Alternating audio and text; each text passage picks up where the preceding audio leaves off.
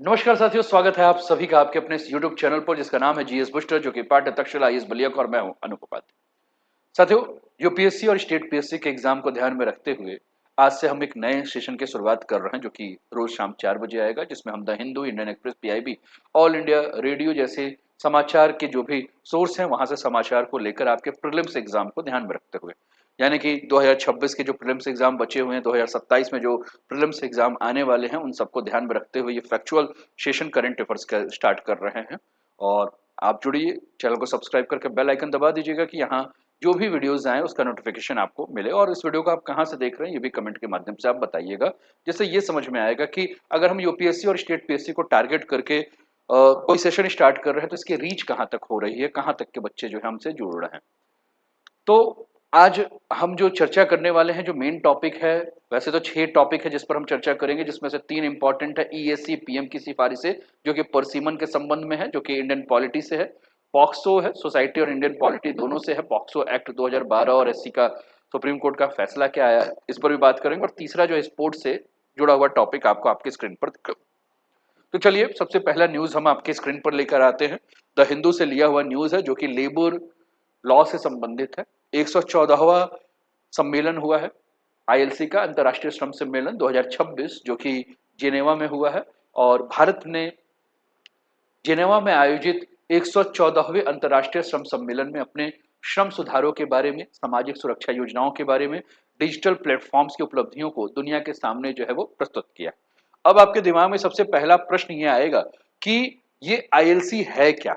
ILC के बारे में हमें बात करना है साथियों। आईएलसी यानी कि इंटरनेशनल लेबर काउंसिल्स की अगर हम बात करें, कॉन्फ्रेंस की अगर हम बात करें आईएलसी के बारे में, तो हमने कहा कि 114वां जो है वो 2026 का इंटरनेशनल लेबर ऑर्गेनाइजेशन के द्वारा जो है, जो कि सबसे बड़ी और सर्वोच्च नीति निर्धारण संस्था है।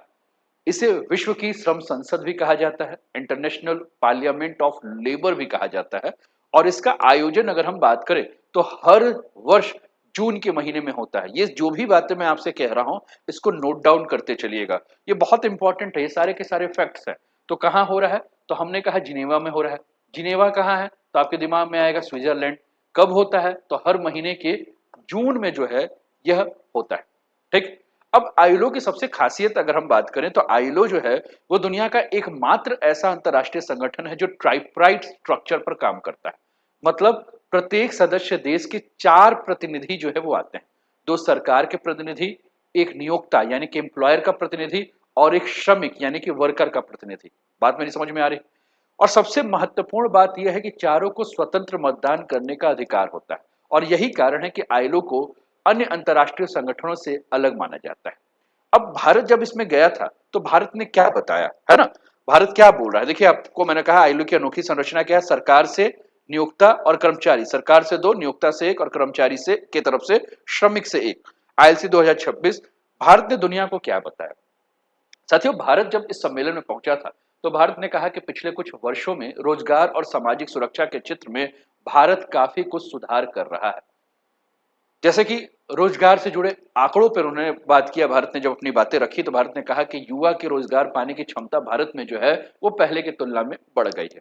2014 में जो भारत के युवा हैं उनके जो परसेंटेज थे वो कितने परसेंट थे, तो भारत ने कहा देखिए 2014 में हमारे यहाँ अगर हम बात कर रहे हैं तो 34% युवा जो है उनको रोजगार मिल रहा था। कब, 2014 में। ठीक। और वही 2025 में ये बढ़कर कितना हो गया है, तो भारत ने बताया कि 2025 में हमारे यहाँ 56%, 56% युवा जो है इनको रोजगार मिल रहा है, यानी कि इससे भी अधिक जो हो चुका है।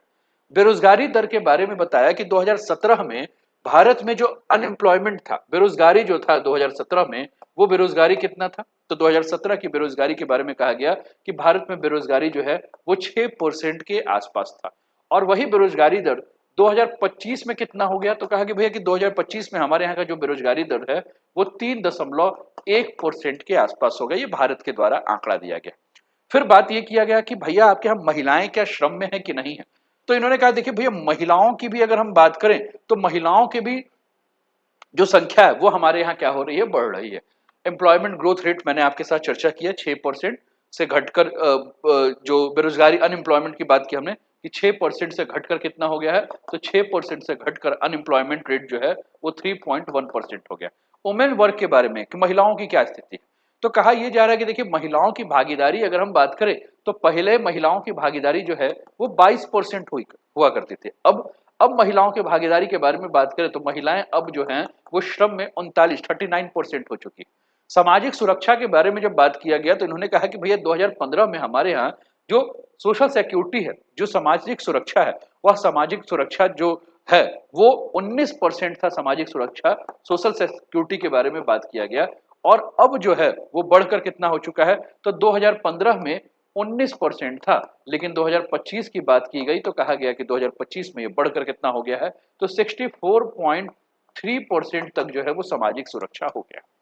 यानी कि लगभग 100 करोड़ लोग अब किसी ना किसी सामाजिक सुरक्षा योजना से जो है वो भारत में जुड़े हैं, चाहे वो पेंशन से, चाहे इंश्योरेंस से, चाहे हेल्थ केयर से, चाहे फाइनेंस सपोर्ट से, चाहे मैटरनिटी बेनिफिट से या डिसेबिलिटी सपोर्ट से। ये पूरी की पूरी जानकारी जो है दी गई।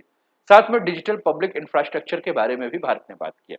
भारत ने दो महत्वपूर्ण प्लेटफॉर्म के बारे में बात किया।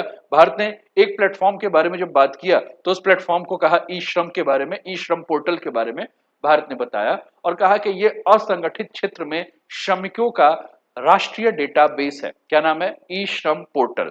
दूसरा, राष्ट्रीय करियर सेवा एनसीएस के बारे में भी भारत ने बात की और भारत ने कहा कि यह रोजगार और नौकरी से जुड़ा हुआ एक डिजिटल मंच है। भारत ने लेबर लॉ के बारे में 4 प्रकार के लेबर लॉ कोड्स के बारे में बताया और भारत ने कहा कि देखिए जो 29 पुराने श्रम कानून थे उन सबको हमने मिला के 4 नए लेबर कोड्स बनाए। कौन कौन से? Wage code, industrial relation code, social security code और ऑक्यूपेशनल सेफ्टी कोड, है ना। कोड नंबर 1 जिसको कि हम वेज कोड कह रहे हैं, ये वेज कोड 2019 के नाम से इसको बनाया गया। अब इसमें क्या है? तो इसमें यह है, इसका उद्देश्य यह है कि सभी श्रमिकों को न्यूनतम वेतन सुनिश्चित कराया जाए, समय पर वेतन भुगतान जो है वो श्रमिकों को कराया जाए। दूसरा, इंडस्ट्रियल रिलेशन कोड। अब ये इंडस्ट्रियल रिलेशन कोड कब बना? तो बताया गया कि 2020 में हमने इंडस्ट्रियल रिलेशन कोड बनाया और ये कानून जो संबंधित है वो किससे है? तो ट्रेड यूनियन से, हड़ताल से, छटनी से और साथ में संस्थानों के बंद होने से। तीसरा जो है वो है सोशल सिक्योरिटी कोड और कहा गया कि सोशल सिक्योरिटी कोड भी हमने 2020 में बनाया। तो 2020 में जब सोशल सिक्योरिटी कोड बनाया गया तो इसका उद्देश्य क्या था? तो सामाजिक सुरक्षा से जुड़ा हुआ कानून था और जिसके तहत पहली बार गिग वर्कर्स और प्लेटफॉर्म वर्कर्स को कानूनी ढांचे में शामिल किया गया। चौथा जो है वो है आपका ऑक्यूपेशनल सेफ्टी कोड। अब ये ऑक्यूपेशनल सेफ्टी कोड्स का मतलब क्या है? तो यह कानून जो है वो कार्यस्थल पर सुरक्षा और स्वास्थ्य से संबंधित, साथ में यदि मजदूर प्रवासी है या कॉन्ट्रैक्ट लेबर है तो उससे जुड़ा हुआ मुद्दा है। और उसके अलावा गिग अर्थव्यवस्था के श्रमिक। अब प्रश्न ये उठता है कि गिग अर्थव्यवस्था के श्रमिक कौन होते हैं? साथियों, गिग गिग अर्थव्यवस्था के श्रमिकों के बारे में अगर हम बात करें तो ऐसे लोग जो डिजिटल प्लेटफॉर्म के माध्यम से काम करते हैं, जैसे स्विगी हो गया डिलीवरी पार्टनर के रूप में, जोमेटो हो गया, उबर हो गया, ओला हो गया, ये नियमित सरकारी या निजी कर्मचारी नहीं होते। इनके सामने कई सारी समस्या होती है, जैसे कि नो जॉब सिक्योरिटी। आज जॉब है, जोमेटो वाले ने कल निकाल दिया, रैपिडो या ऊपर वाले ने कल निकाल दिया, स्विगी ने निकाल दिया। नो सोशल प्रोटेक्शन, कोई सामाजिक सुरक्षा नहीं है, पे बहुत कम मिलता है, राइजिंग कॉस्ट है और इनकी आवाज़ों की एकता नहीं। तो बहुत सारी समस्याएं जो हैं गिग वर्कर्स के साथ है। तो इन गिग वर्कर्स के ऊपर जो है इन्होंने कहा कि हमने जो इनकी समस्या, इनको समस्याओं को ध्यान में रखते हुए जो है इस पर काम किया कि हायर एंड फायर नीति जो है इनके लिए आसान किया जाए। पहले 100 से अधिक कर्मचारी वाली इकाइयों की छटनी में पहले सरकार की अनुमति लेनी पड़ती थी, अब सीमा 300 कर्मचारियों तक कर दिया गया है। ट्रेड यूनियन बनाना अब कठिन हो गया है, अब किसी यूनियन को मान्यता पाने के लिए 51% कर्मचारियों का जो है वो समर्थन जो है होगा। तो इन सारे मुद्दों के ऊपर जो है बात किया गया। लेबर कोड 2019-2020 के ऊपर बात हुआ, तो वेतन संहिता को लेकर बात हुआ कि पुराने वेतन कानूनों का एकीकरण किया जाए। औद्योगिक संबंध संहिता यानी कि इंडस्ट्रियल रिलेशन कोड 2020 जिसमें श्रम कानूनों को एकीकरण करने के बाद हमने कहा ना टोटल 29 कानून को जोड़कर क्या कर दिया गया, एक कानून बना दिया गया। और हड़ताल के अधिकार पे कुछ प्रतिबंध लगा दिए गए। 60 दिन के पहले नोटिस देना होगा अगर आप हड़ताल करेंगे। सुलह प्रक्रिया के दौरान हड़ताल नहीं की जाएगी और भारत का अधिकांश असंगठित क्षेत्र अभी भी सुरक्षा कानूनों के दायरे के बाहर है। इन सब ये मुद्दे के ऊपर जो है वो क्या किया गया, पूरा का पूरा चर्चा किया गया। तो ये पहला न्यूज है जिस पर हम लोग बात कर रहे थे। दूसरा न्यूज आपके स्क्रीन पर है साथियों, ध्यान से देखिएगा। दूसरा न्यूज जो है ये भी बिजनेस टाइम से लिया हुआ न्यूज है credit guarantee scheme for micro finance institution 2.0 extended till August 31। Credit guarantee scheme for micro finance institution से है। तो जो हाल के वर्षों में अगर हम बात करें तो भारत सरकार ने credit guarantee scheme for micro finance institution, जिसे शॉर्ट फॉर्म में सीजीएस एमएफआई के नाम से हम जानते हैं। किस नाम से? सीजीएफ एमएफआई के नाम से हम इनको जानते हैं। अब इस योजना की तिथि जो है बढ़ाकर कितनी कर दी गई? तो 31 अगस्त तक 2026 तक इसको बढ़ाने का निर्णय। इसके अलावा बड़े जो भी आपके माइक्रो फाइनेंस इंस्टीट्यूशन है, जिसे शॉर्ट फॉर्म में हम एमएफआई कहेंगे, के लिए ऋण सीमा को 300 करोड़ रुपए से बढ़ाकर क्या कर दिया गया? 300 करोड़ रुपए से ऋण सीमा को बढ़ाकर जो है वो 1000 करोड़ तक जो है वो ऋण सीमा बढ़ा दिया गया। किसके लिए? M F I. M F I मतलब माइक्रो फाइनेंस इंस्टीट्यूशन। ठीक। अब इस योजना के तहत लगभग 770 करोड़ रुपए की ऋण स्वीकृति अभी तक जो है वो की जा चुकी है, ऐसा बताया गया है ना। तो हम बात कर रहे हैं किसके ऊपर? CGSMFI 2.0। और हमने कहा गया कि इसको बढ़ाकर अब क्या कर दिया गया है? 31 अगस्त तक कर दिया गया है। अब अगला प्रश्न जो आप सभी के दिमाग में होगा कि पहले हमें यह बता दीजिए सर कि ये MFI है क्या? साथियों, MFI यानी कि माइक्रो फाइनेंस इंस्टीट्यूशन एक ऐसी संस्था है जो गरीब, निम्न आय वर्ग और ग्रामीण लोगों को छोटे छोटे ऋण उपलब्ध कराती है। किसको किसको? गरीब, निम्न आय वर्ग और ग्रामीण लोगों को छोटे छोटे ऋण उपलब्ध कराती है। इनका मुख्य उद्देश्य क्या है? तो इनका मुख्य उद्देश्य यह है कि सबसे पहला फिनेंशियल इंक्लूजन हो, यानी कि वित्तीय समावेशन, स्वरोजगार को बढ़ावा देना, महिलाओं को आर्थिक रूप से सशक्त बनाना, छोटे व्यवसायों को सहायता करना है। जैसे कि मान लीजिए कि किसी महिला को गांव में सिलाई मशीन खरीद कर काम शुरू करना है, लेकिन बैंक उसे ऋण नहीं दे रहा है, तो ऐसी स्थिति में ये माइक्रो फाइनेंस इंस्टीट्यूशन उन्हें छोटा ऋण उपलब्ध करा देगा कि वो सिलाई मशीन खरीद ले। ठीक, मेरी बातें समझ में आई? अब दूसरा प्रश्न है आपके स्क्रीन पर, वो आपके दिमाग में प्रश्न होगा कि ये CGSMFI 2.0 क्या है? इसको भी समझा देते हैं। अब इसके बारे में अगर हम बात करें तो ये क्या है CGSMFI 2.0? तो ये भारत सरकार की एक क्रेडिट गारंटी स्कीम है, जिसे मार्च 2026 में जो है वो शुरू किया गया। कब शुरू किया गया? तो मार्च, नोट करते चलिएगा, मार्च 2026 में जो है इसको शुरू किया गया। इस योजना का उद्देश्य क्या है? तो माइक्रो फाइनेंस जो भी इंस्टीट्यूशन है उसको अधिक ऋण उपलब्ध कराना, ताकि वे आगे गरीब और छोटे उधारकर्ताओं को ऋण जो है वो दे सके। अब हमने कहा क्रेडिट गारंटी स्कीम, तो आपके दिमाग में आएगा कि क्रेडिट गारंटी का मतलब क्या होता है। मान लीजिए किसी बैंक ने किसी MFI को ऋण दिया, अगर भविष्य में वह MFI ऋण वापस नहीं कर पाता तो सरकार उस नुकसान का एक हिस्सा वहन करेगी। इसी को कहते हैं क्रेडिट गारंटी। इससे बैंकों का जोखिम जो है कम हो जाता है, वे अधिक ऋण देने के लिए तैयार हो जाते हैं।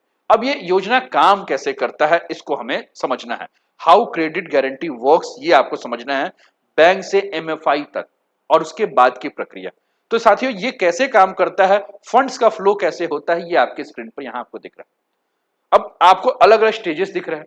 पहला चरण, बैंक या अन्य member lending institution micro finance institution को क्या कर रही है? बैंक MFI को लोन प्रदान कर रही है। MFI क्या करती है?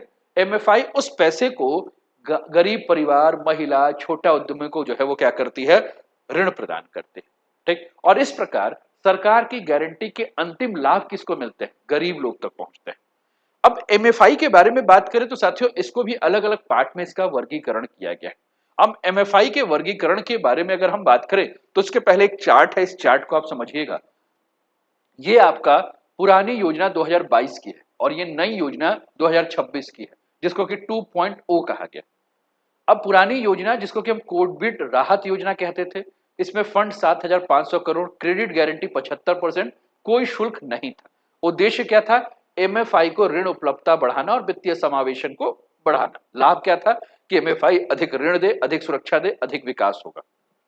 अब वो कोविड राहत योजना थी और 2.0 क्या है? विकास केंद्रित योजना है, ग्रोथ फोकस्ड स्कीम। वहां 7,500 करोड़ फंड दिया गया था, यहां 20,000 करोड़ फंड दिया।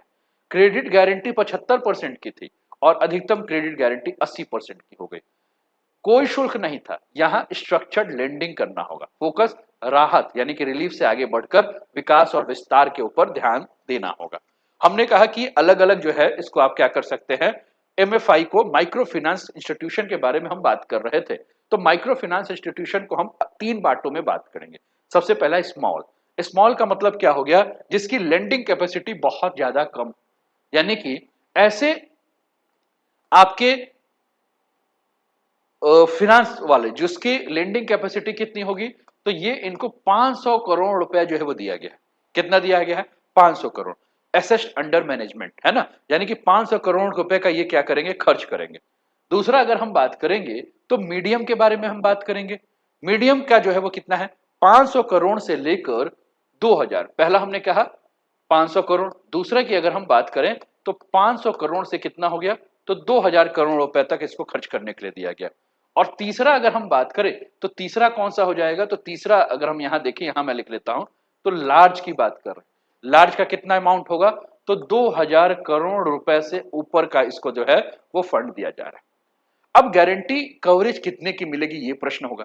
तो हमने कहा कि सरकार ने छोटे संस्थानों को अधिक सहायता देने का निर्णय लिया है। तो जो आपके स्मॉल एमएफआई है उनको 80%, जो मीडियम एमएफआई है उनको 75% और जो लार्ज एमएफआई है उसको 70% तक गारंटी दी गई। यानी कि जितना छोटा संस्थान उतना ज्यादा सुरक्षा। स्मॉल 80, मीडियम 75 और लार्ज 70। ऋण सीमा कितनी होगी? तो अधिकतम ऋण सीमा जो है स्मॉल की 100 करोड़ रुपए, मीडियम के लिए जो है वो कितना होगा? 200 करोड़ के लिए, और लार्ज के लिए जो है वो 300 करोड़ रुपए, जिसे अब बढ़ाकर 1000 कर दिया गया। अब क्योंकि हम यहां बात कर रहे हैं तो यहां एक जो है वो कितना होएगा? हमने कहा कि 300 से 1000 बढ़ा दिया गया। अब आपके दिमाग में होगा सूक्ष्म वित्त संस्थान के बारे में ये सारी जानकारी है। एमएफआई छोटे ऋण और वित्तीय सेवाएं प्रदान करती है, सारी की सारी जानकारियां जो है वो आपके स्क्रीन पर दी गई है। इसके अलावा अब आपको ये समझ में आना होगा, ये भी ध्यान रखना होगा कि यहाँ आरबीआई की भूमिका क्या है और आरबीआई के अलावा नाबार्ड की भूमिका क्या है ना। नाबार्ड आप जानते हैं रूरल सेक्टर में लोन प्रोवाइड करने का काम करता है। ठीक, नाबार्ड जिसका फुल फॉर्म क्या है? National bank for agriculture and rural development. क्या है? रिपीट कीजिए साथ में, national bank for agriculture and rural development. और नाबार्ड काम किसके लिए करता है? तो नाबार्ड जो काम करता है वो ग्रामीण वित्त यानी कि रूरल फाइनेंस के लिए अगर हम बात करें तो काम कर रहा है। किसके लिए? रूरल फाइनेंस के लिए नाबार्ड जो है वो काम कर रहा है। ठीक, तो ध्यान रखिएगा और नाबार्ड का फुल फॉर्म भी याद रखिएगा। नाबार्ड की स्थापना कब हुई थी ये आप सर्च कीजिएगा। ठीक, साथ में तो हमने कहा आरबीआई और नाबार्ड के बारे में बात करें तो आरबीआई एनबीएफसी एमएफआई को नियंत्रित करता है। एमएफआई जो आपके माइक्रो फाइनेंस जो भी इंस्टीट्यूशन है और उनके जो ऋण हैं उन सबको आरबीआई जो है रेगुलेट करता है। और नाबार्ड क्या करता है? नाबार्ड ग्रामीण वित्त को बढ़ाता है। तो जो आपके सेल्फ हेल्प ग्रुप्स होते हैं, जो बैंकों के साथ लिंक प्रोग्राम है, उनको क्या कर रहा है? सहायता दे रहा है। तो यहां आपको क्या क्या ध्यान रखना है, इस टॉपिक पर क्या क्या फैक्चुअल क्वेश्चन बन सकते हैं। तो सबसे पहला तो CGS-MFI 2.0 क्या है? शुरुआत कब हुआ? तो मार्च 2026 में। क्रेडिट गारंटी स्कीम है, माइक्रो फाइनेंस इंस्टीट्यूशन के लिए है, गरीब और छोटे जो उधारकर्ता हैं उनके लिए ऋण पहुंचाने का उद्देश्य है। एमएफआई छोटे ऋण प्रदान करने वाली संस्थान है। मुख्य लक्ष्य जो है गरीब परिवार और महिलाओं को जो है देना है। और इसका जो नियामक है, रेगुलेटर जो है आरबीआई जो है वो किसको कर रहा है? तो आरबीआई जो है वो एमएफआई को यानी कि माइक्रो फाइनेंस इंस्टीट्यूशन को रेगुलेट कर रहा है। और नाबार्ड किसको कर रहा है? तो एसएचजी को, है ना, सेल्फ हेल्प ग्रुप जो है इनको जो है वो आपका क्या कर रहा है? रेगुलेट कर रहा है। ठीक, तो ये दो न्यूज हमने देखा। चलिए आगे बढ़ते हुए तीसरे न्यूज के ऊपर आते हैं। ये सारी चीजें रूल ऑफ आरबीआई क्या है, रूल ऑफ नाबार्ड क्या है, ये हमने डिस्कस कर दिया। बेनिफिट फॉर पुअर है, क्रेडिट एसेस फॉर ऑल है, यानी कि गरीबों को आसान लोन जो है वो मिलेगा। इसका पूरा का पूरा सार यही। तीसरा न्यूज आपके स्क्रीन पर है साथियों। तीसरे न्यूज को आप बड़े ध्यान से देखिए, उम्मीद कर रहा हूं कि समझ में आ रहा होगा, है ना। तो तीसरे न्यूज पर हम आते हैं। द हिंदू ने लिया है, to make way for great project the notice called for all families affected by trunk infrastructure part of great Nicobar island mega infrastructure project to keep about 24 different types of document ready that may be required by census team. तो great Nicobar परियोजना से संबंधित है। हाल ही में आपने देखा कि अंडमान निकोबार ने प्रशासन ने ग्रेट निकोबार द्वीप पर पुनर्वास और पुनर्स्थापन यानी कि रिहेबिलिटेशन एंड रीसेटलमेंट जनगणना जो है शुरू करने की घोषणा की है। और इस जनगणना का उद्देश्य उन परिवारों की पहचान करना है जो इस मेगा इंफ्रास्ट्रक्चर परियोजना से प्रभावित होंगे। अब इसी के ऊपर हमारी चर्चा होगी। हमने R&R के बारे में बात किया, R&R सेंसस के बारे में बात किया है ना, ये आपको ध्यान रखना है। अब आपके दिमाग में होगा कि R&R सेंसस का मतलब क्या है। साथियों यहां R के बारे में अगर हम बात करें तो एक R का मतलब क्या है और दूसरे R का मतलब क्या है। तो पहले R के बारे में अगर हम बात करें तो इसका मतलब होता है रिहेबिलिट करना। क्या होता है? रिहैब। रिहैबिलिट का मतलब होता है पुनर्वास करना। क्या करना? पुनर्वास करना। और दूसरा आर का मतलब क्या होता है? तो रीसेटलमेंट करना। क्या करना? रीसेटलमेंट। रीसेटलमेंट का मतलब क्या हो गया? पुनर्स्थापना करना। ठीक है ना, ध्यान रखिए। क्या है? एक पुनर्वास है, दूसरा पुनर्स्थापना। और इस जनगणना के माध्यम से सरकार यह पता लगाएगी कि परियोजना के कारण कितने परिवार जो है प्रभावित होंगे और उन्हें किस प्रकार से पुनर्वासित जो है वो किया जाएगा। अब आपके दिमाग में होगा कि ये ग्रेट निकोबार प्रोजेक्ट्स क्या है, इसके बारे में भी हम समझे। साथियों, great Nicobar project RR census begins rehabilitation and resettlements के बारे में बात हो रही है। और ये 92,000 करोड़ का प्रोजेक्ट यह भारत सरकार की एक महत्वाकांक्षी मेगा इंफ्रास्ट्रक्चर परियोजना है, जिसका उद्देश्य ग्रेट निकोबार द्वीप के बड़े आर्थिक और सामरिक केंद्र के रूप में इसको विकसित करना है। टोटल लागत कितना है? 92,000 करोड़। परियोजना कब तक चलेगी? तो कहा यह जा रहा है कि जो ड्राफ्ट तैयार किया गया है, उस ड्राफ्ट के हिसाब से अगर हम बात करें तो ये परियोजना, ये प्रोजेक्ट जो है वो 2050 तक जो है वो खत्म होगी। कब तक खत्म होगी? 2050 तक जो है। और इसको स्टेज बाय स्टेज, चरणबद्ध तरीके से जो है इसको विकास किया जाएगा। अब इस परियोजना का फोकस क्या है, कौन कौन से कंपोनेंट्स हैं, लेकिन उसके अलावा आपको देखना होगा। पहले आप मैप में देख लीजिए हम कहां की बात कर रहे हैं। हम ग्रेट निकोबार आइलैंड्स के बारे में बात कर रहे हैं। अंडमान निकोबार में ये ग्रेट निकोबार आइलैंड्स आपको देखने को मिल रहा है। मैप ध्यान से रखिएगा, ये आपका अंडमान और ये निकोबार में ये ग्रेट निकोबार नीचे का एरिया जो है वो आपको देखने को मिल रहा है। यहीं के बारे में हम बात कर रहे हैं। अब ग्रेट निकोबार में आप देखिए, ये आप बहुत ध्यान से, तो यहाँ आपको क्या देखने को मिल रहा है? ये ग्रेट निकोबार है। यहाँ का अगर हम हाईएस्ट पीक कहें तो माउंट थूलियर जो है वो आपको हाईएस्ट पीक जो है वो यहाँ का देखने को मिल रहा है। इसके अलावा एक नदी है जिसका नाम है अमृत कोट रिवर, जो कि आपको ऊपरी ग्रेट निकोबार में दिख रहा है। मध्य ग्रेट निकोबार में एक नदी है जिसका नाम है डगमार रिवर। क्या नाम है? डगमार रिवर। नाम याद रखिएगा, अमृत कौर, डगमार। और तीसरी ग्रेट निकोबार में एक नदी है जिसका नाम है अलेक्जेंड्रिया रिवर। क्या नाम है? अलेक्जेंड्रिया। तो ये तीन नदियां, अलेक्जेंड्रिया नदी जो है वो अलेक्जेंड्रिया की खाड़ी में अपना जल गिरा रही है। डगमार नदी जो है वह कासुरिनिया की खाड़ी में अपना जल जो है वो विसर्जित कर रही है, गिरा रही है। तो ये आपको बहुत ध्यान रखना है, इसको नोट डाउन भी करते रहिए, हो सकता है तो मैप साथ में रखिए और इसको अपना बनाते रहिए। अब यहाँ जो परियोजनाएं बनाई जा रही, जिस परियोजना के ऊपर हम बात कर रहे हैं वो परियोजना है क्या? तो मेगा कंटेनर पोर्ट्स के बारे में बात हो रही है, यानी कि अंतरराष्ट्रीय कंटेनर ट्रांसपोर्ट पोर्ट, बड़े बड़े मालवाहक जहाज के लिए जो है वो बंदरगाह बनाने की बात हो रही है। दूसरा, ग्लोबल कनेक्टिविटी बनाना है। तो ग्लोबल कनेक्टिविटी कैसा होगा? तो अंतरराष्ट्रीय हवाई अड्डा बना के वैश्विक कनेक्टिविटी। बिजली और ऊर्जा संरचना, एनर्जी इंफ्रास्ट्रक्चर के बारे में बात हो रही है कि पावर इंफ्रास्ट्रक्चर जो है वो इसका विकास किया जाए। और इसके अलावा न्यू स्मार्ट टाउनशिप, यानी कि एक नया आधुनिक शहर बसाया जाएगा। इसके अलावा क्या काम होगा? तो इसके अलावा टूरिज्म हब बनाना है, बाहर के लोग आएंगे, घूमेंगे, टूरिज्म की अर्थव्यवस्था से बढ़ा है। इसके अलावा स्ट्रेटेजिक डिफेंस, यानी कि राष्ट्रीय सुरक्षा से जुड़े ढांचों का जो है निर्माण करना है। अब हमने कहा कि ट्रंक इंफ्रास्ट्रक्चर प्रोजेक्ट के हिसाब से 2050 तक ये पूरी की पूरी योजना चलेगी। तो ट्रंक इंफ्रास्ट्रक्चर में फेज 1 में क्या किया जाएगा? रोड, ब्रिज और कम्युनिकेशन नेटवर्क्स बनाए जाएंगे, है ना। यानी कि सबसे पहले सड़कों की सुविधा दी जाएगी, बुनियादी संपर्क सुविधा दी जाएगी। और यह परियोजना पहला चरण होगा जो कि ग्रेट निकोबार के लिए होगा और ग्रेट निकोबार के सामरिक महत्व को ध्यान में रखते हैं। यह क्षेत्र भारत के लिए बहुत ही ज्यादा इंपॉर्टेंट है। Great Nicobar gateway to Indo Pacific, ये जो क्षेत्र है भारत के लिए क्यों इंपॉर्टेंट है? क्योंकि यहीं से चाइना जो है मलक्का स्ट्रेट के माध्यम से कहा जा रहा है साउथ चाइना सी। तो कुल मिलाकर ये बहुत स्ट्रेटेजिक इंपॉर्टेंट है ग्रेट निकोबार आइलैंड। दूसरा, इंडो पैसिफिक क्षेत्र का जो है वो क्या है? बहुत ही इंपॉर्टेंट लोकेशन आपको देखने को मिल रहा है। तो बंगाल की खाड़ी में स्थित है, इंडो पैसिफिक की रणनीतिक उपस्थिति दिख रहा है, समुद्री सुरक्षा को इससे बहुत ज्यादा मजबूती मिलेगी, ये आप ध्यान रखिए। तो हमने अभी तक जो चर्चा किया, इस चर्चा में आपने देखा कि ये इंडिया का सबसे सदर्न पोस्ट अगर पॉइंट देखेंगे तो आपको यही देखने को मिलेगा। तो ग्रेट निकोबार भारत का सबसे दक्षिणी और सबसे बड़ा द्वीप, यहाँ भारत की सबसे दक्षिणतम बिंदु क्या नाम है? इंदिरा पॉइंट। इंदिरा पॉइंट जो है वो आपको यहीं देखने को मिलेगा। अगर हम जनजातियों की बात करें तो यहाँ जो जनजाति है वो कौन कौन सी है? निकोरबिस और शोम्पेन जनजाति यहाँ देखने को मिले। लेकिन सबसे बड़ी चिंता क्या है? इकोलॉजिकल चैलेंजेस है। इकोलॉजिकल चैलेंजेस यानी कि ग्रेट निकोबार जैव विविधता से समृद्ध क्षेत्र है। विशाल निर्माण अगर कार्य यहाँ हो रहे हैं तो जंगलों पर इसका प्रभाव पड़ेगा, वन्य जीव के ऊपर इसका प्रभाव पड़ेगा, पारिस्थितिकी तंत्र को नुकसान होगा। और ऐसी आशंकाएं हो रही हैं कि पूरी की पूरी यहाँ की बायोडाइवर्सिटी, जैव विविधता जो है वो नष्ट हो जाएगी।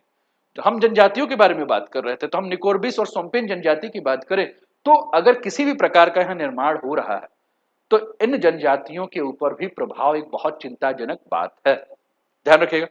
तो कुल मिलाकर इंपॉर्टेंट आपको क्या क्या यहाँ याद रखना है कि ग्रेट निकोबार प्रोजेक्ट है क्या, कितने का है, तो 92,000 करोड़ का, 92,000 का है। समय सीमा क्या है, 2050 तक।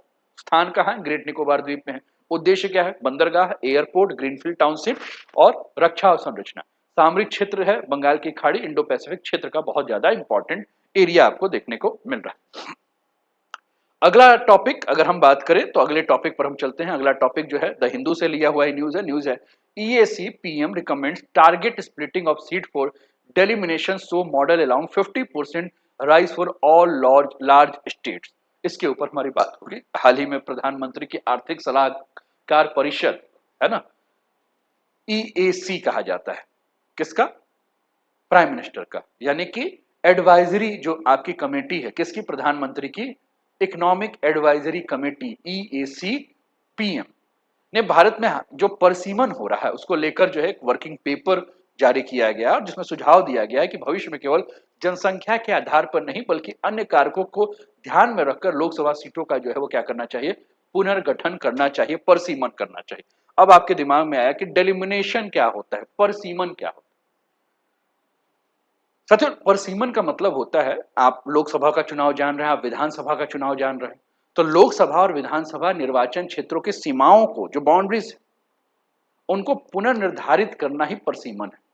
इसका उद्देश्य क्या है, इसका उद्देश्य यह है कि यह सुनिश्चित किया जाता है कि प्रत्येक निर्वाचन क्षेत्र में लगभग समान संख्या में मतदाता हो, वोटर्स हो। जैसे कि मान लीजिए किसी क्षेत्र में 30 लाख मतदाता है, दूसरे क्षेत्र में 10 लाख मतदाता है, तो दोनों क्षेत्र को समान प्रतिनिधित्व देना उचित नहीं होगा। तो इस असमानता को दूर करने के लिए क्या किया जाएगा, परसीमन किया जाएगा कि दोनों क्षेत्रों में जो है वो लगभग 20-20 लाख के आसपास जो है वो क्या हो जाए, जनसंख्या हो जाए, इक्वल रिप्रेजेंटेशन जो है वो दोनों जगह का मिले। अब इसके लिए हम इंडियन पॉलिटी में चलेंगे तो आर्टिकल 82 को जो है वो हमें ध्यान रखना है। अनुच्छेद 82 क्या कहता है, प्रत्येक जनगणना के बाद संसद परसीमन अधिनियम बना सकती है और इसके आधार पर लोकसभा सीटों का पुनर्गठन किया जाता है। ये कहां कहा गया है, आर्टिकल 82 में। तो आर्टिकल 170 क्या कहता है, आर्टिकल 170 कहता है कि राज्य विधानसभाओं के लिए परसीमन का प्रावधान किया गया है। ये दोनों इंपॉर्टेंट आर्टिकल्स है 82 और 170, और इस समय इसलिए इंपॉर्टेंट है क्योंकि आप देख रहे हैं जनगणना चल रहा है। तो 170 जो है वो कहां है, विधानसभाओं के लिए है ना। और ये अब इसमें कुल सदस्यों की संख्या के बारे में बात करें कि जो डेलिमिनेशन कमीशन होता है, स्वतंत्र परसीमन आयोग, इसमें कुल सदस्यों की संख्या क्या है, तो इसमें कुल सदस्यों की संख्या साथियों 3 होती है। एक अध्यक्ष होगा, सेवारत या सेवानिवृत्त सर्वोच्च न्यायालय के न्यायाधीश, और सदस्य में मुख्य चुनाव आयुक्त होंगे और संबंधित जिस राज्य के है तो उस राज्य के राज्य चुनाव आयुक्त रहेंगे। अब इस आयोग की विशेषता क्या है, तो इसके निर्णय कानून के समान प्रभाव रखेंगे। इसके आदेशों को किसी भी न्यायालय में चुनौती नहीं दी जा सकती है। संसद और विधानसभा इसके आदेशों का संशोधन नहीं कर सकते हैं। भारत में अभी तक 4 बार परसीमन आयोग गठन हुआ है, 1952, 1963, 1973 और 2002। ये डेटा आप याद रखिएगा। अब परसीमन पर 1970 के दशक में क्या किया गया था, रोक लगा दिया गया था। परसीमन को जो है वो 1970 में फ्रीज कर दिया गया था। तो ये प्रश्न है कि क्यों फ्रीज किया गया। साथियों 1970 के दशक में दक्षिण भारत के कई राज्यों में जनसंख्या नियंत्रण में बहुत अच्छी सफलता मिली थी। अगर केवल जनसंख्या के आधार पर सीटें बांटी जाती तो इन राज्यों की सीटें कम हो जाएंगी। इसलिए सरकार ने सीटों की संख्या को स्थिर रखने का निर्णय लिया और 42वां संविधान संशोधन 1976, याद रखेगा कौन सा संविधान संशोधन, 42nd constitutional amendment, 42nd constitutional amendment 42वां संविधान संशोधन किया और इसके माध्यम से लोकसभा में सीटों के बंटवारे को 1971 की जनगणना के आधार पर स्थिर कर दिया गया, यानी कि इसी को बेस माना गया और अभी भी वही चलता है। फ्रीज अभी भी वही चलता है, इसी के हिसाब से किया जाता है। अब 2001 में क्या हुआ, कॉन्स्टिट्यूशनल अमेंडमेंट, 84वां संविधान संशोधन हुआ। कब हुआ, 2001 में। ये भी डेटा नोट कर लीजिएगा। कौन सा कॉन्स्टिट्यूशनल अमेंडमेंट था, 84th 2001। क्या हुआ था 2001 में, तो यहां इस रोक को जो है वो 2026 के लिए बढ़ा दिया गया कि 2026 में जब जनगणना की जाएगी तब तक इसको बढ़ा दिया जाए। अब हमने कहा कि जो इकोनॉमिक एडवाइजर कमेटी है प्रधानमंत्री की, EAC PM, उसने सुझाव दिया है। अब आपके दिमाग में क्या होगा, अब आपके दिमाग में होगा कि सुझाव क्या दिया गया। साथियों, सुझाव ये दिया गया कि केवल जनसंख्या के आधार पर सीटों का विभाजन करना उचित नहीं होगा। इसके साथ अन्य कारकों को भी ध्यान में रखना होगा। कौन कौन से कारक? तो अर्बन पॉपुलेशन कितनी है, शहरी आबादी कितनी है, पॉपुलेशन डेंसिटी को ध्यान रखना होगा। दूसरा, अनुसूचित जाति की आबादी कितनी है। इसके अलावा अनुसूचित जनजाति की आबादी कितनी है। इसके अलावा भाषाई ध्रुवीकरण कैसा है और भाषाई विविधता कैसा है। किसी क्षेत्र को, मतलब जो सलाह दिया गया आपका इकोनॉमिक एडवाइजर कमेटी के द्वारा, EAC-PM का, उसने कहा किसी क्षेत्र को विभाजित करने का निर्णय केवल उसकी जनसंख्या को देखकर मत लीजिए, बल्कि उसकी सामाजिक, भाषाई, जनसांख्यिकी विशेषता को ध्यान में रख के इसको कीजिए। तो फिर हुआ कि अगला परिसीमन कब? तो कहा यह गया कि अभी जनगणना तो चल ही रहा है 2026 में, और 2027 में इस जनगणना के आंकड़े आ जाएंगे। तो जैसे ही 2027 में इस जनगणना के आंकड़े आए, तो बूथ रेशनलाइजेशन के आधार पर जो है वो जेंडर वाइज जब इलेक्टोरल डाटा उपलब्ध हो जाएगा, तो उसके बाद आप कर दीजिएगा। तो यहां अब इंपॉर्टेंट क्वेश्चन क्या बन जाता है? सबसे पहला तो इंपॉर्टेंट ये बन जाता है कि निर्वाचन क्षेत्रों की सीमाओं का पुनर्निर्धारण कब किया गया? फ्रिज कब किया गया? 1971। पुनर्निर्धारण कब किया गया? तो 2001। दूसरा, कॉन्स्टिट्यूशनल अमेंडमेंट, तो संसद के लिए लोकसभा परिसीमन 82, विधानसभा 170, याद रखिएगा। 42वां संविधान संशोधन 1976, बेस क्या बना के रखा गया फ्रिज करके? 1971 को। 84वां संविधान संशोधन 2001, क्या किया गया कि 2026 तक जो है वो पहली जनगणना का जो कार्यकाल इसको बढ़ा दिया गया। आयोग का उद्देश्य क्या था? आयोग का आदेश ये था कि भैया हमारे इस आदेश को, मतलब ये आयोग का आदेश था, लेकिन साथ में आपको क्या ध्यान रखना कि न्यायालय में इसको चुनौती नहीं दी जा सकती, इसको आप ध्यान रखेंगे। अगले न्यूज पर आते हैं। अगला न्यूज है, ये भी द हिंदू से लिया हुआ न्यूज है, न्यूज को ध्यान में रखिएगा। Supreme Court uses special power to set aside POCSO conviction to let couples live peacefully as a spouse. Victim married the convict when she became an adult and wished to continue the relationship. Top court cautions that relief was granted due to the peculiar facts of this case will not operate as a precedent. क्या है news, पहले समझ लीजिए। हाल ही में supreme court of India ने संविधान के एक अनुच्छेद, कौन सा अनुच्छेद? तो अनुच्छेद अपने पहले कॉपी में लिख लीजिएगा, आर्टिकल 142। कौन सा आर्टिकल? अनुच्छेद 142। अनुच्छेद 142 के तहत अपनी विशेष शक्तियों का प्रयोग करते हुए एक व्यक्ति को पॉक्सो एक्ट के तहत जो भी सजा हुई थी उसको रद्द कर दिया। न्यायालय ने कहा कि यह ध्यान रखा जाए कि पीड़िता बाद में बालिग होने पर उसी व्यक्ति से विवाह कर चुकी थी। अब आपके दिमाग में आएगा कि आर्टिकल 142 है क्या जो कि सुप्रीम कोर्ट को इतना पावर देता है। साथियों, आर्टिकल 142 के बारे में अगर हम बात करें तो आर्टिकल 142 क्या है जिसके ऊपर हम चर्चा कर रहे हैं? तो आर्टिकल 142 संविधान के अंदर एक विशेष प्रावधान है जिसके तहत सुप्रीम कोर्ट कंप्लीट जस्टिस सुनिश्चित करने के लिए असाधारण आदेश जारी कर सकता है। कंप्लीट जस्टिस का मतलब है पूर्ण न्याय, यानी कि अनुच्छेद 142 आपको याद रखना होगा, सुप्रीम कोर्ट की कंप्लीट जस्टिस की शक्ति। अब दूसरा सवाल आपके दिमाग में होगा कि ये पॉक्सो क्या है, इसके ऊपर भी बात करें। पॉक्सो एक्ट 2012 क्या है? पॉक्सो, इसका पूरा फुल फॉर्म क्या है? Protection of children from sexual offence act 2012। क्या है? Protection of children from sexual offence act 2012। यह कानून बच्चों को यौन अपराध की सुरक्षा प्रदान करने के लिए बनाया गया। इस कानून का उद्देश्य क्या है? तो इस कानून का उद्देश्य यह है कि जो बच्चे 18 साल से कम के हैं उन बच्चों को यौन उत्पीड़न यानी कि सेक्सुअल असॉल्ट से बचाया जाए, सेक्सुअल एब्यूज यानी कि उनका यौन शोषण ना हो, या सेक्सुअल हरासमेंट ना हो, या अश्लील सामग्री यानी कि पोर्नोग्राफी ना दिखाया जाए, किसी भी प्रकार का छेड़छाड़ ना हो, है ना। तो इस बात पर जो है वो क्या किया गया है, ध्यान दिया जाए और यहीं से सुरक्षा प्रदान। अभी लाया कब गया? तो भारत में ये कानून 1992 में यूनाइटेड नेशन के UN convention on the rights of child को स्वीकार किया गया था। कब? 1992। और इस अनुरूप 2012 में क्या किया गया? पॉक्सो का एक्ट बनाया गया। और पॉक्सो एक्ट की जो सबसे प्रमुख विशेषता है कि इसमें लड़का और लड़की नहीं देखा जाता है कि लड़का पीड़ित है कि लड़की। ये माना जाता है कि यह कानून जेंडर न्यूट्रल है। ये कानून मानता है कि 18 साल से कम उम्र का लड़का हो या लड़की हो, दोनों के लिए कानून जो है वो समान रूप से लागू होगा। दूसरा, चाइल्ड फ्रेंडली जस्टिस करने की बात है, यानी बच्चों के लिए शिकायत दर्ज कराने, जांच और सुनवाई की प्रक्रिया बहुत सरल रखी जाएगी और बहुत संवेदनशील रहेगी। तीसरा, कॉन्फिडेंस, विक्टिम जो भी होगा यानी कि जो भी पीड़ित होगा उसकी पहचान को जो है वो क्या करना है, गोपनीय रखना है। और इसके बारे में धारा 23 में जो है वो क्या किया गया है, धारा 23 में इसका उल्लेख है कि पीड़ित बच्चे की पहचान सार्वजनिक नहीं की जा सकती है। मीडिया जो है वह बहुत सारी जानकारियों को नहीं प्रकाशित करेगी कि उसका नाम क्या है, उसका एड्रेस क्या है, इसका स्कूल क्या है, आइडेंटिटी नंबर क्या है, कॉन्टैक्ट नंबर क्या है, वो कुछ भी मीडिया जो है वो जारी नहीं करेगी। इसके अलावा इसमें मैंडेटरी रिपोर्टिंग की बात की गई, जिसमें धारा 19 और धारा 22 में जो है वो बात की गई। किसमें? धारा 19 से लेकर धारा 22 तक किसकी बात हुई? मैंडेटरी रिपोर्टिंग की।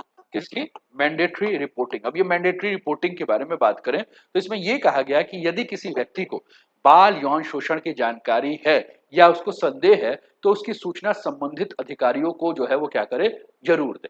अब इसमें दंड को काफी कठोर बनाया गया। क्यों? अपराध की जो गंभीरता है उसके आधार से। बाद में 2012 के बाद 2019 में इसमें कॉन्स्टिट्यूशनल अमेंडमेंट भी किया गया और पॉक्सो एक्ट को और कठोर बनाया गया। जैसे कि इसमें इतना कठोर बनाया गया कि अगर इस प्रकार का कंडीशन होगा, अगर POCSO child protection strong law strict penalties जो बनाया गया बहुत ज्यादा होगा तो सीधे मृत्यु दंड भी दे दिया जाएगा। अब यहां आपको इंपॉर्टेंट क्या करना है? इंपॉर्टेंट है कि एक्ट कब आया? 2012। कब के लिए? 18 साल से कम बच्चे। जेंडर न्यूट्रल है, चाइल्ड फ्रेंडली ट्रायल है, पहचान गोपनीय होगी, मैंडेटरी रिपोर्टिंग होगी। 2019 में कठोर दंड में संशोधन किया गया। सुप्रीम कोर्ट को 142 में शक्ति प्राप्त है कंप्लीट जस्टिस सुनिश्चित करने की, और साधारण परिस्थितियों में इसका प्रयोग होगा। यानी कि पॉक्सो एक्ट 2012 बच्चों को यौन अपराधों से सुरक्षा देने वाला एक महत्वपूर्ण कानून है। और हाल में सुप्रीम कोर्ट ने अनुच्छेद 142 के तहत अपनी विशेष शक्तियों का प्रयोग करते हुए एक मामले में 2 सिद्धि रद्द की, जिससे अनुच्छेद 142 और पॉक्सो एक्ट दोनों जो है वो चर्चा में आ गया। चलिए, तो ये सारी बातें यहां हमने पॉक्सो 2012 आर्टिकल 142 सारी बातें जो है वो दी हुई। चलिए, आज का लास्ट टॉपिक आपके स्क्रीन पर है, स्पोर्ट्स से जुड़ा हुआ टॉपिक है। ऑल इंडिया रेडियो से हमने लिया है। न्यूज है, Srishti Kiran top global under 13 tennis ranking after 5 ITF। इसके ऊपर हमें क्या करना है, बात करना है। तो सृष्टि किरण के बारे में बात कर रहे हैं। सृष्टि किरण जो है वो दुनिया की नंबर 1 अंडर 13 जो है टेनिस खिलाड़ी बन चुकी हैं। बैंगलोर की रहने वाली युवा टेनिस खिलाड़ी हैं और इतिहास रचते हुए इंटरनेशनल टेनिस फेडरेशन की अंडर 13 मतलब 13 साल से कम उम्र में रैंकिंग 1 पे आ चुकी हैं, और ऐसा करने वाली वो पहली भारतीय खिलाड़ी बनी। सृष्टि के बारे में बात करें तो सृष्टि के नाम पर इसके पहले भी अगर हम देखें तो 5 ITF जो है वो जूनियर टाइटल्स इनके साथ पहले ही जुड़ा हुआ है। इसके अलावा अगर हम बात करें तो सृष्टि के नाम पर ITF world tennis tour junior J100 यानी कि ग्वाटामेला, ये आप देखिए J100 ग्वाटामोला रनर अप के बारे में बात करें तो उप विजेता का भी स्थान इन्होंने प्राप्त किया है। खास बात इनके बारे में बात करें तो उन्होंने केवल अभी तक 8 टूर्नामेंट खेलकर ये उपलब्धि हासिल की है, जबकि रैंकिंग में सामान्यतः 10 टूर्नामेंट के प्रदर्शन जो है शामिल किया जाता है। अब आपके दिमाग में होगा कि ये ITF यानी कि इंटरनेशनल टेनिस फेडरेशन है क्या, इसके बारे में आपको बताया जाए। ITF यानी कि international tennis federation. International tennis federation के बारे में बात करें तो ये विश्व टेनिस की सर्वोच्च संस्था है। इसकी स्थापना अगर हम बात करें तो 1913 में ITF की स्थापना आपको देखने को मिलेगी। अगर इसके मुख्यालय के बारे में बात करें तो ITF का मुख्यालय जो है वो लंदन में है।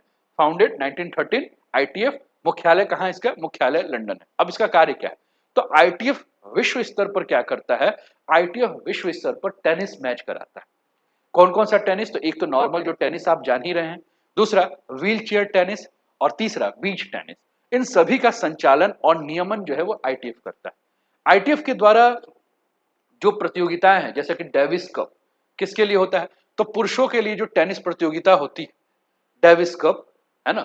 इसके अलावा बिली जीन किंग कप जो महिलाओं के टीम की प्रतियोगिता, और Billie Jean King cup ITF की जो ये प्रतियोगिता है। इसके अलावा ITF वर्ल्ड टेनिस टूर क्या है, ये भी एक प्रश्न है। ITF वर्ल्ड टेनिस टूर जो है ये जूनियर खिलाड़ियों के प्रोफेशनल टेनिस के बीच का एक पाथवे है ना। ITF pathway to professional tennis junior खिलाड़ियों के लिए। इसके बाद जो भी खिलाड़ी होंगे वो आगे बढ़ेंगे। और इसके अलावा अगर हम बात करें तो ये कुल मिलाकर अगर हम बात करें तो इसमें association of tennis professional ATP tour जो कि पुरुषों का है, वोमेन टेनिस एसोसिएशन WTO जो कि महिलाओं का है। ग्रैंड स्लैम के बारे में बात करें तो ग्रैंड स्लैम क्या होते हैं? तो टेनिस में साथियों 4 सबसे प्रतिष्ठित प्रतियोगिताओं को ग्रैंड स्लैम कहा जाता है। सबसे पहला ऑस्ट्रेलियन ओपन, अच्छा, ऑस्ट्रेलियन ओपन कहाँ होता है? तो ऑस्ट्रेलियन ओपन हार्ड कोर्ट पर होता है। कहाँ होता है? Hard court. आप देखिए यहां ध्यान पे, ये हार्ड कोर्ट है। ऑस्ट्रेलियन ओपन कहाँ? मेलबोर्न में आपको देखने को मिलेगा। दूसरा अगर हम बात करें तो फ्रेंच ओपन, ये आप अपने स्क्रीन पर देखिए। फ्रेंच ओपन कहाँ होता है? फ्रेंच ओपन, तो फ्रेंच ओपन पेरिस में होता है। कैसा होता है? तो क्ले कोर्ट, मिट्टी वाला कोर्ट होता है। और एकमात्र ग्रैंड स्लैम है कौन सा? फ्रेंच ओपन, जो कि आपका क्ले कोर्ट पे होता है। तीसरा हम बात करें तो विंबलडन कहां होता है? Grass court. आप अपने ध्यान पे देखिए, घास लगा हुआ है। दुनिया का सबसे पुराना टेनिस टूर्नामेंट, जिसकी शुरुआत कब हुई? तो 1877 में जो है इसकी शुरुआत आपको देखने को मिलेगी। चौथा यूएस ओपन, ये भी हार्ड कोर्ट पे होता है। कहां होता है? US open hard court. अच्छा, यूएस में है तो कहां होगा? New York city. कहां? न्यूयॉर्क सिटी में आपको जो है यह देखने को मिलेगा। तो कुल मिलाकर ग्रैंड स्लैम को याद करने का तरीका क्या है? तो hard clay grass hard, hard clay grass hard, ये होता है। हार्ड कहां?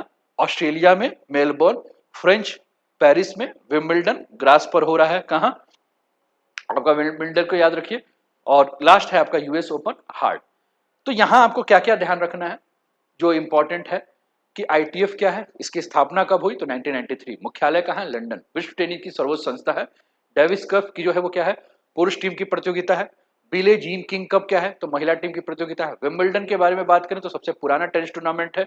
ग्रास कोर्ट पर हुआ, 1877 में हुआ। अब अंततः हम यही कह सकते हैं कि बेंगलुरु की सृष्टि किरण आईटीएफ अंडर 13 विश्व रैंकिंग में नंबर 1 बनने वाली भारतीय खिलाड़ी बन गई हैं। और इसी के साथ अगर हम बात करें तो आज का सेशन आपके लिए जो है समाप्त है। ये पहला सेशन था जिस पर हम लोग न्यूज एनालिसिस विथ फैक्ट हम कर रहे थे, और इसको आपको नोट डाउन करते रहना है। शाम को 4 बजे आपको बने रहना है। अगर आप रिकॉर्डेड भी इस वीडियो को देख रहे हैं तो कहां से देख रहे हैं कमेंट के माध्यम से आप जरूर बताइएगा। बाकी चैनल को सब्सक्राइब कर दीजिए, लाइक कर दीजिए, शेयर कर दीजिए, कमेंट कीजिए। अपना ध्यान रखिए, स्वस्थ रहिए, मस्त रहिए, तंदुरुस्त रहिए, हंसते खेलते मुस्कुराते जीवन का आनंद लीजिए। जय हिंद, जय भारत।